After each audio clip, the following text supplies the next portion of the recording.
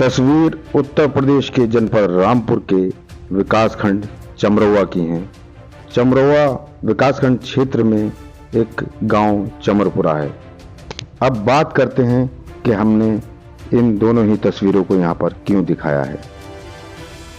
राष्ट्रीय लोकदल अल्पसंख्यक मोर्चा के प्रदेश महासचिव मोहम्मद उस्मान बबलू जो हमेशा ही चर्चा में रहते हैं। चमरपुरा गांव में कुछ दुकानें हैं जिसको लेकर लोकदल नेता ने पूर्व प्रधान के खिलाफ मोर्चा खोल दिया है। तहसील सदर के सभागार में डीएम जोगिंदर सिंह की अगुवाई में समाधान दिवस का आयोजन किया गया और यहीं पर वो मामला सामने आया जिसका जिक्र हम अपनी इस खबर में कर रहे हैं।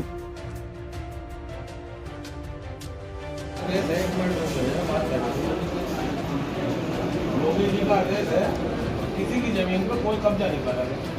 मेरे गरीबों की जमीन पर, किसानों की जमीन पर कब्जा हो गया, ये सरासर गलत है सर।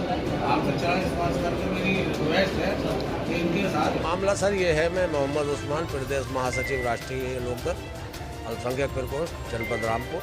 प्रकरण ये है, ग्राम पंचायत चमरपुरा में बुद्धन साहेब गरीब व्यक्ति हैं, उनकी कृषि जमीन 2.25 बीघे पर जागीर पूर्व प्रधान द्वारा कब्जा कर लिया गया है और अवैध तरीके से लेखपाल से और अन्य छोटे अधिकारियों से मिलकर उसने जो है दुकानें बना ली हैं उस पर।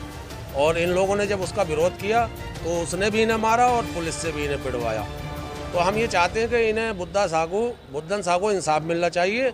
और जो इनकी 2.25 बीघे ज़मीन है, ये कमिश्नर साहब के यहाँ से भी मुकदमा जीत गए, एसडीएम साहब के यहाँ से भी मुकदमा जीते, लेकिन ये जो दबंगई का मुकदमा है वो नहीं जीत पा रहे हैं। तो दबंगई को ख़त्म करने के लिए अल्लाह ने मुझे तैयार किया है और मैं किसी की भी दबंगई जनपद रामपुर में चलने नहीं दूंगा।